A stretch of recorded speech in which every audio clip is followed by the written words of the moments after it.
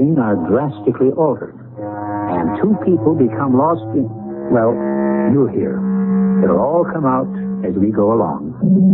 Norma and Hal, he's Harold Glenford III, have inherited an ancient brownstone on New York's East 58th Street.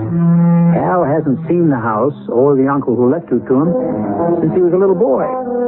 He doesn't know what to expect any more than Norma does, as they inspect the old house now for the first time since it became their own. Yeah, you need a machete to get through these cobwebs. Well, nobody's lived here in 10 or 15 years, you said. But it's going to be beautiful. A little belt tightening, maybe, but we can make it. I don't advise tightening your belt. No kidding, Norma. The baby's due in April. You're going to have to stop working pretty soon. It's not going to be easy on my salary alone. Oh, nobody said it was going to be easy. And there are the ghosts, of course. Cut it out. Well, now, according to Uncle George, that's the reason nobody's been living here. The ghosts drove Uncle George himself out. That's what he said. And he couldn't keep the place rented, so he just gave up. Okay. A house like this needs a ghost.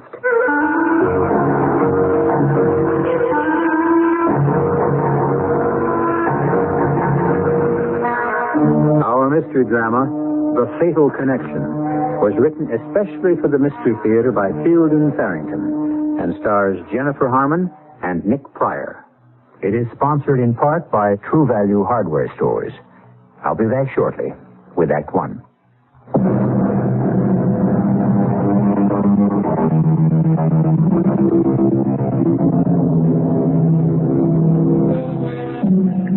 Many scientists and philosophers see time as a road along which we pass, or a river along which we drift, the future waiting for us just around the bend ahead, the past obscured but not obliterated by the turn we just made. The rest of us, ordinary mortals that we are, find the moment in which we are currently trapped just about all we can handle. Norma and Hal Glenford have moved into their old house on East 58th Street. The furniture from their former three-room apartment only half fills the first floor. The second floor and the attic-like third floor will have to wait. Except, Hal, we'll have to have a nursery. You know, our baby's bedroom. You stand there, the living proof of it. And there's no place for it on the first floor, so we'll have to find a place on the second floor, right? Logical. Then our bedroom will have to be on the second floor, too, don't you see? I mean, we have to sleep on the same floor with the baby. Hey, you're right. I hadn't thought of it before. The back room on this floor makes a very small bedroom anyway. We could use it as a sort of, I don't know, music room or study or whatever. You make us sound very prosperous. We will be. Lawyers are always rich when they get a little older. I like the sound of that, Norma. Doesn't make any sense, but I find the simplicity of it comforting. So shall we go upstairs and see what's there for a bedroom and a nursery? Okay. I'll go first and clear away the cobwebs. Oh, we'll carpet the stairway. Later, of course. When we're rich. That's an old bedroom, as I recall. One of the doors is a linen closet. There are 5 doors, so that leaves just 3 rooms. One more than we need. Well, this would be all right for our bedroom. It's much nicer than the little room downstairs, don't you think? Okay. Bedroom here. That takes care of us. Now about Junior. Hey, this door's locked. Well, just stuck, probably. No, it's locked. Why would anybody lock an inside door? That's odd. Where did I put that bunch of keys the lawyer gave us? In your jacket pocket, dummy. You think maybe there's a treasure hidden in that room? Or ghosts. It's been locked for a while.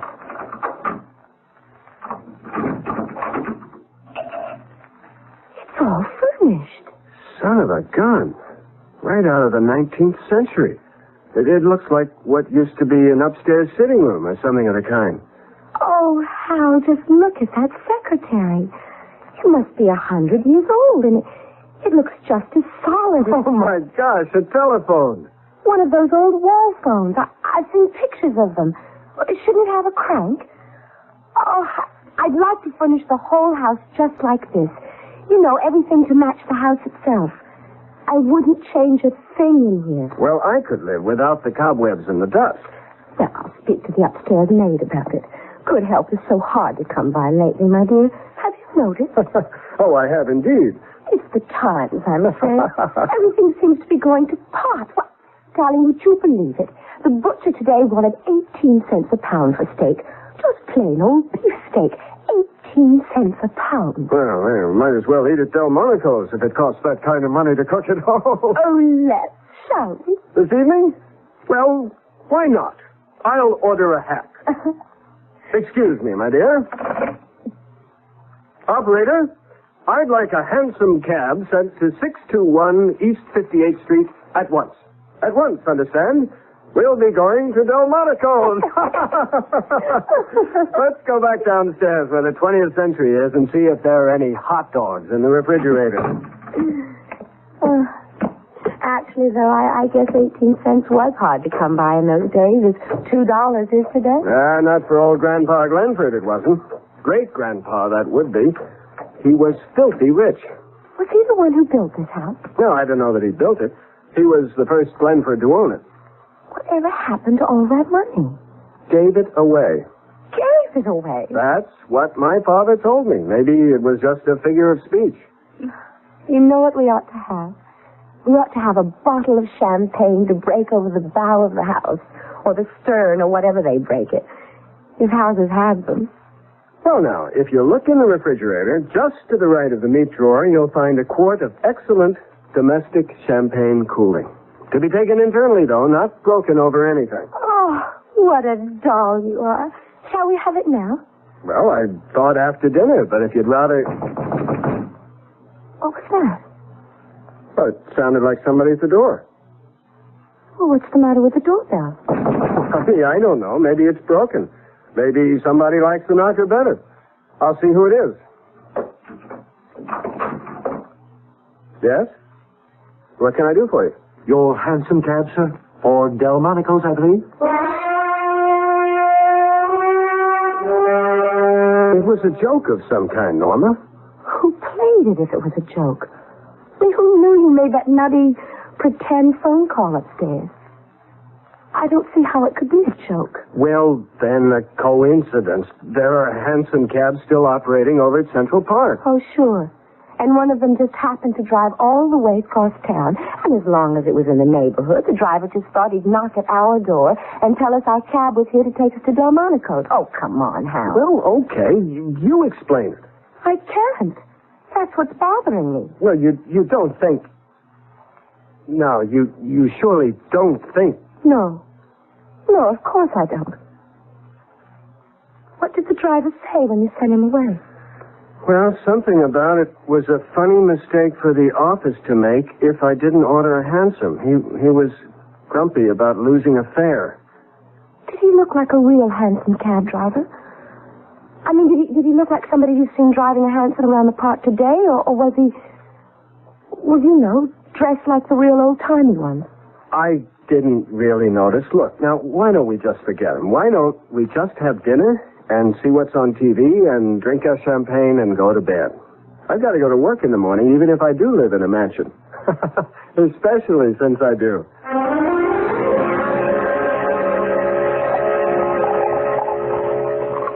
Here's to great-grandfather Glenford. Look, take it easy with that stuff, will you? The bottle's half gone already. You're a novice at this, remember? And here's to hansom cab drivers everywhere. Hey, you know what we ought to do? There isn't any more champagne, if that's what you mean. I only bought one bottle. No. What we ought to do is something about that phone upstairs. Yeah, like have it taken out. No, I want to order something. A new dress. Something like that. I mean, if they send over cabs when you order them, why not? You'd better let me finish this bottle. Bring it upstairs. Come on. 4 years it's taken me to find out I married a lush.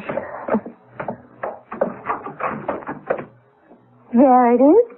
Our fairy godmother compliments of the telephone company.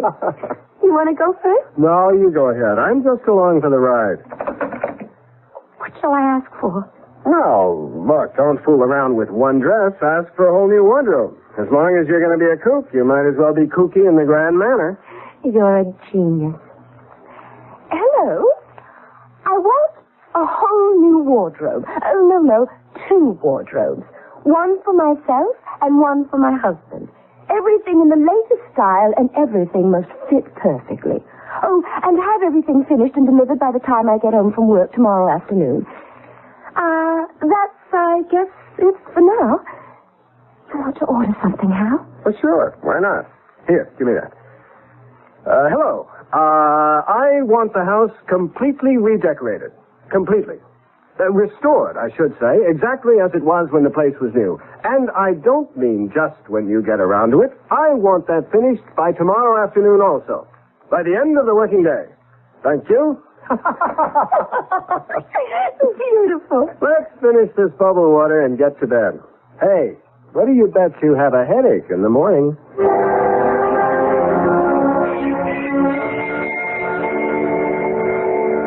You'd have lost that bet. No headache. All I want is a cup of coffee, though. Me too. That's all we have time for anyway. Well, pick me up after work this afternoon. Sure. I may be a little late, though. That's okay. A secretary's work is never done.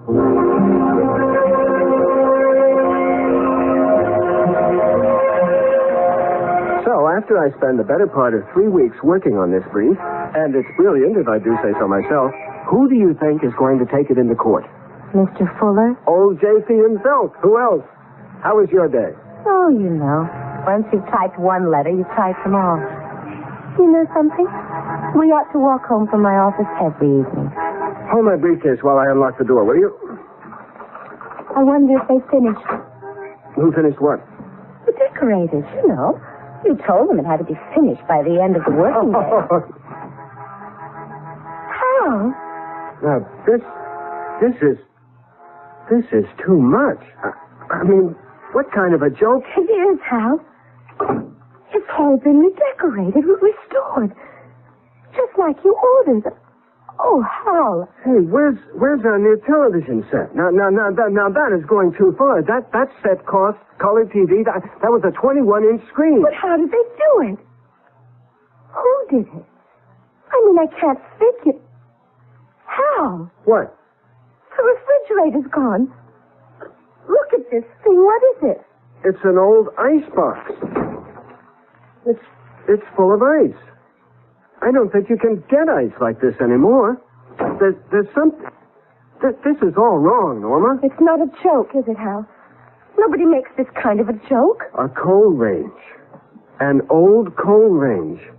My grandmother Scott had one of those out in her summer kitchen. Nobody used the things even then. The toaster, the blender, everything, Hal, it's all gone. That telephone. That damn telephone. It's real, isn't it? It really is real. You tell the telephone you want something and you get it. It's like a genie in a bottle. You just order it and I think I'm scared. All right. If it'll work one way, it ought to work the other too. In reverse. What are you going to do, Hal? Come on. I'm going up there and I'm going to tell that lousy telephone to put our own stuff back in this house and then leave us alone. That's what I'm going to do. Now listen, you, whoever you are, I want you to stop. Please. Number, please. Oh, my God. Hal? Norma, let's get out of this place.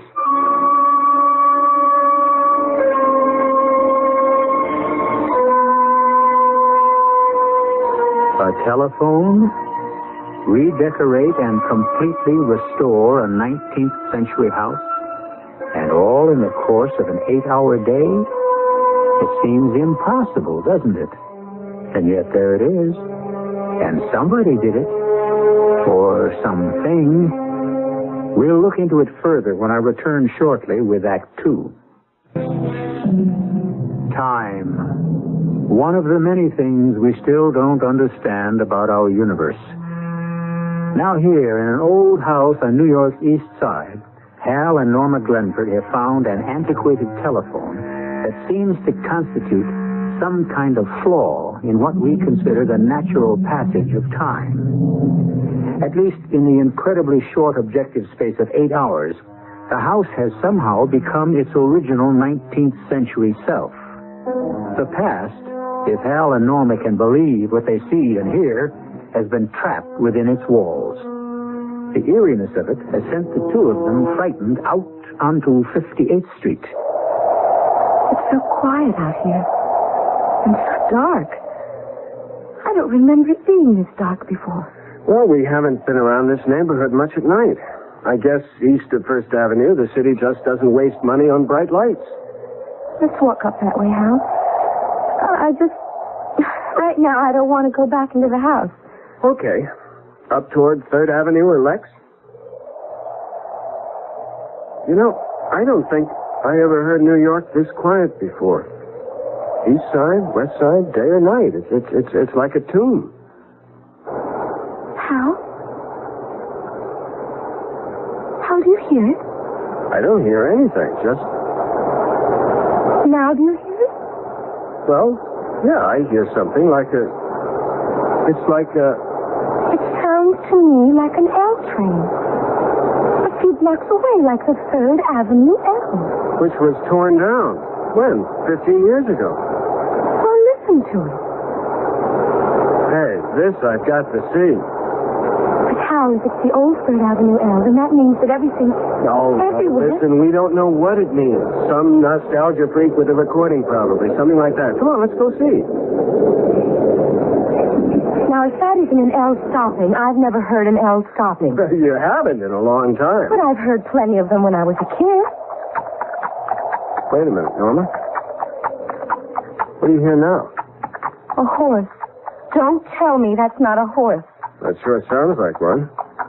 Mounted cop, most likely, or maybe that same nostalgia buff. If that's a recording, then it's some recording. I've never heard a record. Now, wait a minute. Wait. That horse is no recording. It's either a mounted policeman or... There's your nostalgia buff. All 4 hoofs. Well, some companies must still use horses. You know, late at night. And... It's not that late. Anyway, look what's in the wagon. I see them. Those big milk cans. They used to... Well, look, I don't know. Maybe they still use them. I'm scared. Well, it's spooky, I admit that. So still and no traffic except that horse and wagon? Well, look, Norma, there's got to be a logical explanation. I mean, if there's not, what's happened? Have we lost our minds? Oh, no. Well, no, Norma, don't get upset. No, Hal, that's not what I mean. Look up there. Up where? At the light. The street light on the corner. It looks like a... It's a gas light, that's what it is. I think maybe we ought to get back to the house and see if we can't get organized. It's back there, too, Hal. Okay, but if everything's gone back to the 19th century or something, let's at least go back and face it in our own home. If we still have a home.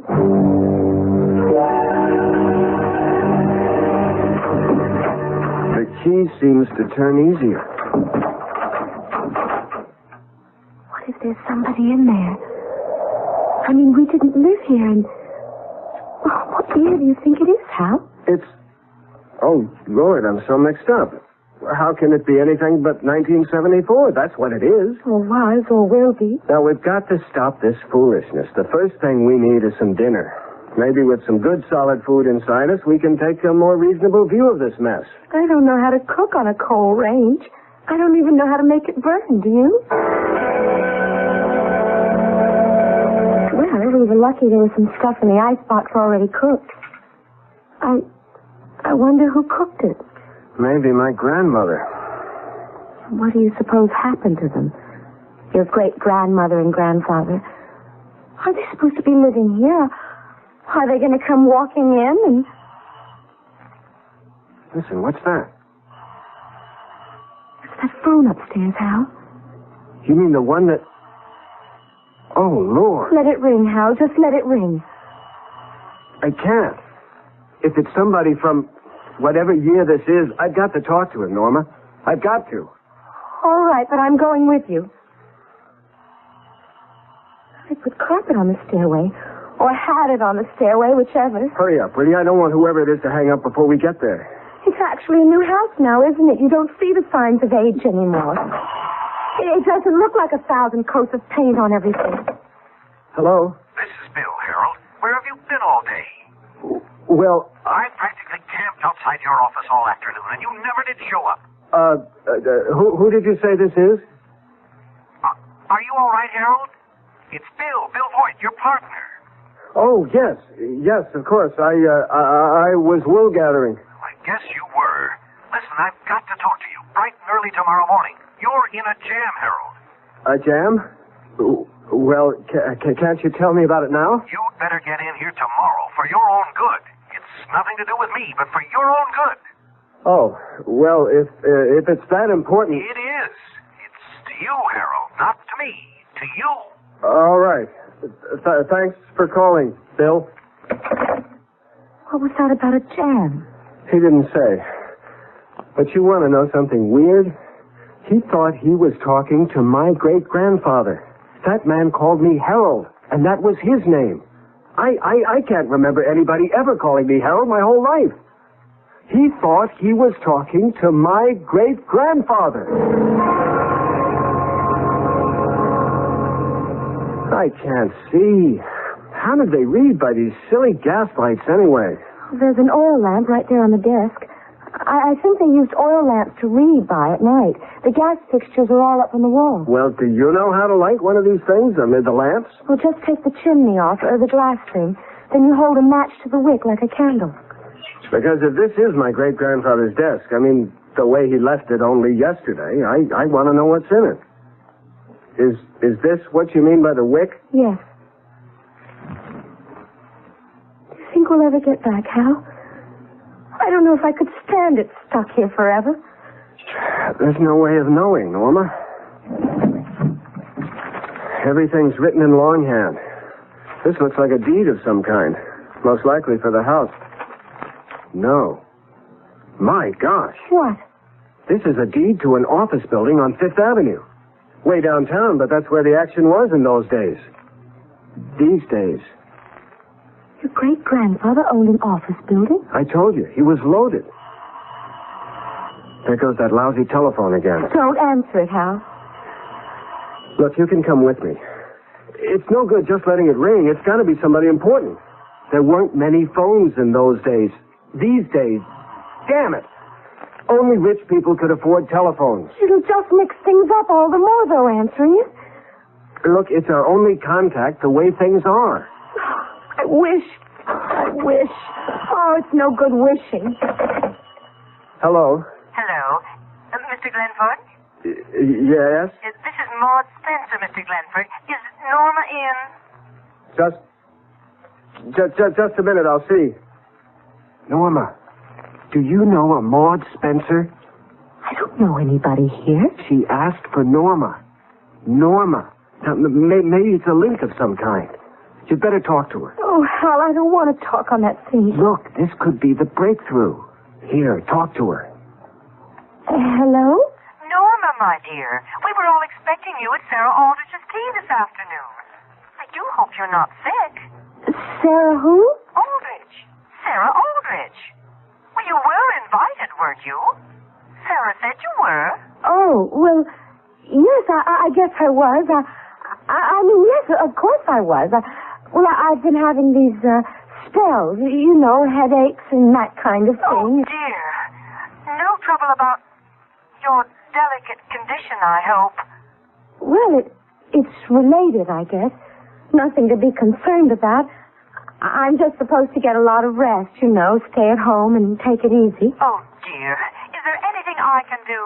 I'll come and see you tomorrow afternoon. No, don't do that. What?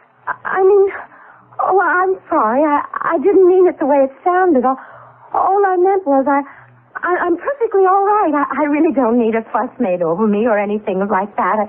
It just isn't necessary. That's all I meant.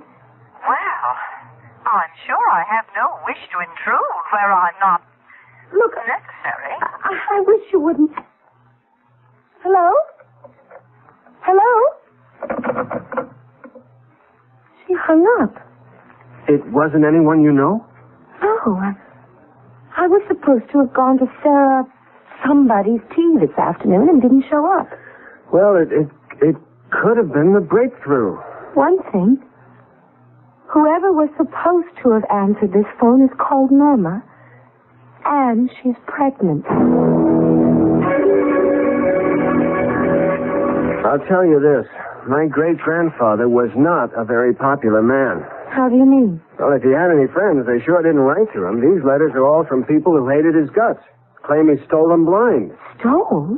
Do you think it's true? I'm beginning to believe that old Harold Glenford Esquire was mixed up in some pretty shady enterprises. What kind of shady? Kickbacks, near extortion, character assassination, embezzlement, or something very like it. If a third of these letters are right, you name it, and old great-granddaddy Glenford was into it. Oh, that's shocking. Listen, you want to hear one? I'm not sure I do. Glenford. This guy signs himself James Blakely. Glenford, you are unfit to breathe God's pure air. The ways of God are beyond understanding, but justice is inevitable either in this world, which you befoul, or in the next where, never fear, the punishment you deserve has been prepared for you. To hasten you into that world would be an act of the highest nobility. If I do not do the deed myself, rest assured that another will in good time. Wow. A sample. Only a sample. How? Well, what is it? Look at this. It's a... This is a picture of you and me. That sure is what it looks like. But in those clothes? Well, where did you get this? In this desk drawer. Look on the back. Mr. and Mrs. Harold W. Glenford on the occasion of their wedding, June 18, 1894. And look at those signatures. Except for a couple of curlicues, they're yours and mine.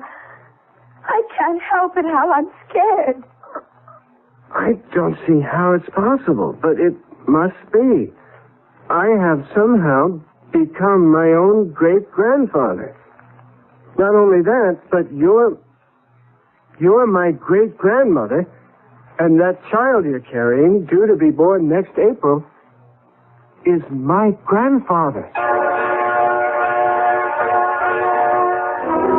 Paradoxical? Well, yes, of course. You presuppose paradox the moment you start moving about in time. How do you know you aren't your own great-grandfather or grandmother?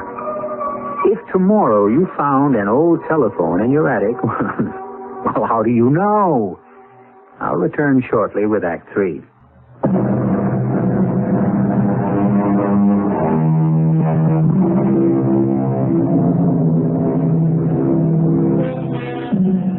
If I had my life to live over, that's not an uncommon expression. We've all heard it. But have you ever heard anyone say, if I had my great-grandfather's life to live over? That's exactly what has happened to Harold Glenford, if his conclusions are correct. He has not only gone back in time to his great-grandfather's day, but he has also taken on his great-grandfather's identity, and the wife he loves is now, as he must believe, his own great-grandmother. A situation of many complexities. Hal has broken open the strongbox he found in old Harold Glenford's desk and has gone quickly through its contents. Well, there's one comfort. If we actually are my great-grandfather and grandmother, we're very rich people. Well, what difference does that make? A lot. If we're stuck in this time. I want out, rich or not. Well, honey, so do I, of course. But there are securities and deeds in this strongbox representing well over $1 million in assets. And $1 million was really worth something in 1897. Is that when it is now? Mid-November of 1897, according to the dates on those letters I read. How can't you do something about it? What? Invent a time machine? Look, I don't know. Maybe it'll just happen. Like the other time, only in reverse. Norma, I'm sorry. That's the best I have to offer. Meantime, I think we ought to get some sleep. Sleep? In the middle of a thing like this, sleep? Try to, anyway. I wish we had that bottle of champagne we drank last night. Oh, Lord. It wasn't last night. The grapes that went into that champagne haven't even been planted yet.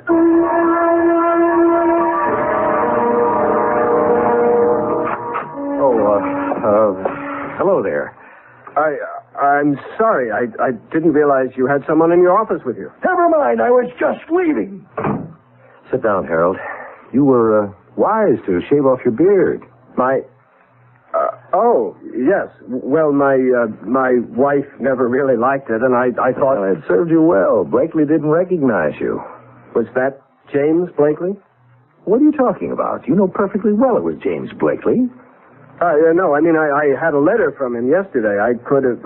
you know I could have him in court for some of the things he said? Yeah, that's rather funny, you know. You having James Blakely in court instead of the other way around? That's really very funny. I don't think I know what you mean. Well, that's neither here nor there. I want to dissolve our partnership, Harold, as of this moment. Oh? Do you mind telling me why? Do you really think that's necessary? I wish you'd tell me... All right. I've had my fill of being a thief's associate. Now, wait. I know. I took my share in the beginning. You're not the only fool in the room, but I'm through with it now. And thank God I had no part in the Blakely thing. All right. I was checking things over last night. Thinking things over. Some of my business tactics have been, all right, shameful. I admit that. But I decided last night to change things. I mean, no shady dealings of any kind from now on. I see. Change things. And make restitution? Well, where it's reasonable, where it's possible. Without costing you money, you mean? I don't believe you, Harold. Not for a minute, I don't. How are you going to make restitution to Jim Blakely? I don't... Would you mind refreshing my memory on the Blakely thing? Oh, now, really, No, Harold? I've been Lately, I've been reassessing. I've been reevaluating, and there are just so many details. I'd just like to hear the Blakely affair clearly stated. Objectively, you know. Oh, nonsense. Well, all right, if you want to hear it all over again, if you really want to wallow in that miserable can of worms a second time. Please. Bill, it would help me. Well, Blakely came to you in the first place, looking for a handout. On the tape, granted. I'm sure you haven't forgotten that. No. You were still under 30 at the time, but you were already under my guidance, damn it. That's what I hate. You were already a power in the construction industry. Blakely was sure you gave kickbacks, and he wanted one. Then he was as much to blame as I if he came to me. At the time, you managed it so that you had his signature on a dozen damaging documents. And you never signed so much as a letter to him. You remember that? Well, you've always worked that way, and you gave him a low bid on that job, and good value, too. The State Parks Commission building, wasn't it? I don't remember. And Blakely got a promotion because of it, and another, until he was made State Highways and Buildings Commissioner. It wasn't until then that you started blackmailing him. Blackmail? Well, it's not an uncommon practice. And you bled him white. No more kickbacks, but every contract out of Blakely's office has gone to you for... What's it been, 2 years now? Well, if I put him where he is in the first place... They've caught him, Harold. He's going before a grand jury next week, and they'll indict. He's finished. There isn't a shred of evidence against you except his word, which, of course, isn't worth a tinker's damn now. You never signed a thing, did you? A man who signs damning documents is nothing more than a fool, like Blakely. Well, does that refresh your memory? It puts things in perspective. Well, as I've told you, I'm very happy that I had anything to do with the Blakely business. Right now, he's thinking about killing you. No, seriously. That was just what he was telling me. Oh, God. What's the matter? Nothing. I just remembered something. I'll have to leave now. There's something I must do. But before you go, about dissolving the partnership. I don't know how you feel about it, but Anything you say. It doesn't matter. We'll do it any way you like. It isn't important now. Hal?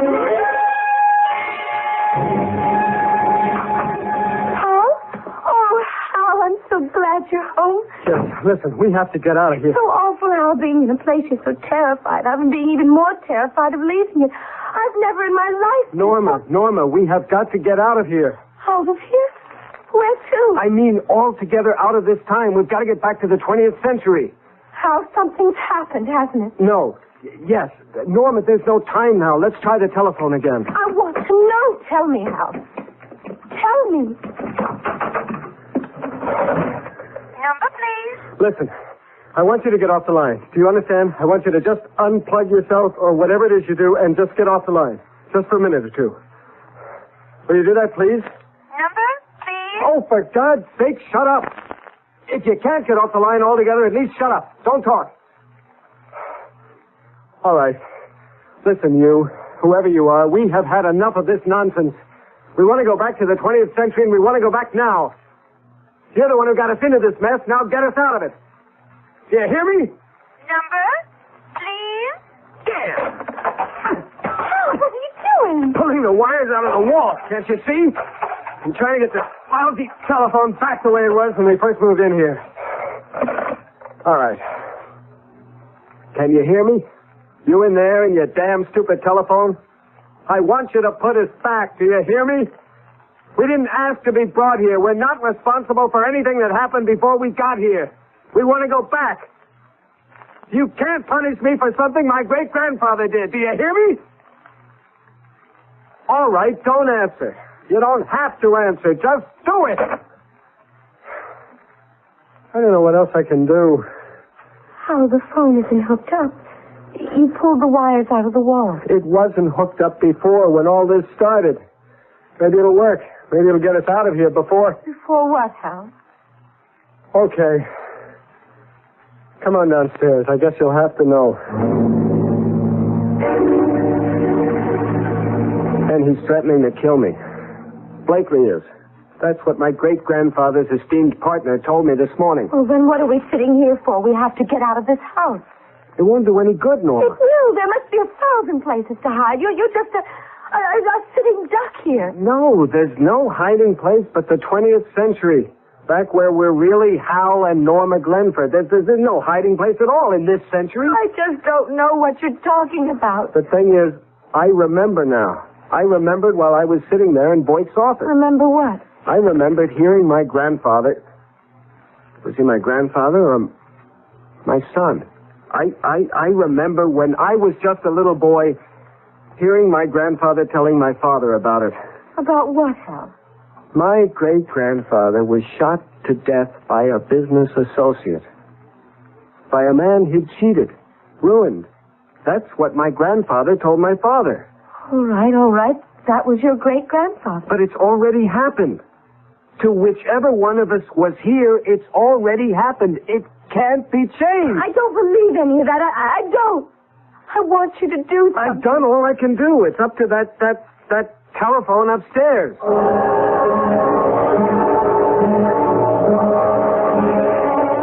Maybe if we just sit here and think 20th century, it'll work. Close our eyes and just know we're in the 20th century. Listen for auto horns. Think about the Pan Am building. Try to decide what we'll watch on TV later. Breathe the polluted air. Mightn't it work, Hal? It couldn't hurt. Close your eyes. That'll be Blakely. Don't answer it. Do you think I'm crazy? Now listen to me. If he's got a gun, he can get at us through the front window. I want you to head for the coat closet as fast as you can and get in there and stay in there until I tell you to come out. Have you got that? Yes. Norma, get in the closet. No. Not as long as you... Get down, Norma. Get down on the...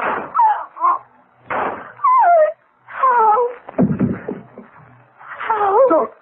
Don't move, Norma. He may still be out there. How? You're bleeding. I am. I don't feel anything, but I can't seem to... All over your shirt. I'm going to call an ambulance. Now, don't move. I'll be right back. Don't move. Can't call an ambulance. I pulled the wires out. Remember? I'll go out, Hal. There must be a cop or something. I'll go, Norma. Please. It wouldn't do any good. It's already happened. But I can't just... I might not be here when you get back. Oh, Hal. I want to tell you something important. All right. The kid. Next April. I'll name him Harold and I'll call him Hal. No. Anything but that. Oh. Anyway, His name was Edward. My grandfather. Oh, don't you think I ought... No, tell Edward. Tell him when he's old enough. Understand? Tell him. Get rid of the money. All of it. Dirty, filthy, dirty money.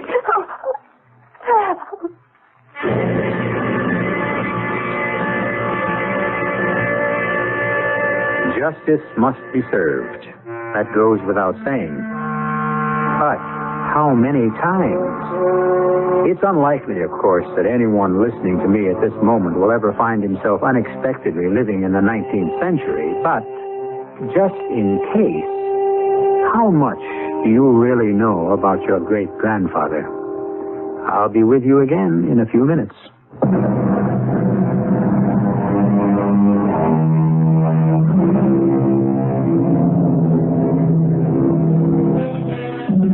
Young Edward Glenford, Norma's baby, was born in April 1898 and lived a long and, in some respects, fruitful life. He never made much money, but he gave away several millions of dollars, according to the instructions left by his father. But was it his father or his grandson who gave him those instructions? I leave you to puzzle it out for yourself. Our cast included Jennifer Harmon, Nick Pryor, Robert Maxwell, and Joan Shea. The entire production was under the direction of Himan Brown. And now, a preview of our next tale. Well, that's exactly what I've come to talk with you about, Arthur. Your niece. Oh? Something important? Very. I've asked Amelia to marry me, and she said she would. Oh, no. I've never lied to you, Arthur, and there's certainly no reason for you to... Don't be a fool, Gerald. I didn't mean that Amelia had turned you down. Of course, she accepted you. I don't understand. I know, and I'm reluctantly forced to explain. When you hear why, you won't want to marry Amelia. Impossible. There's nothing you can say about Amelia that would make me love her any less. She's the perfect woman. She's not a woman. What did you say?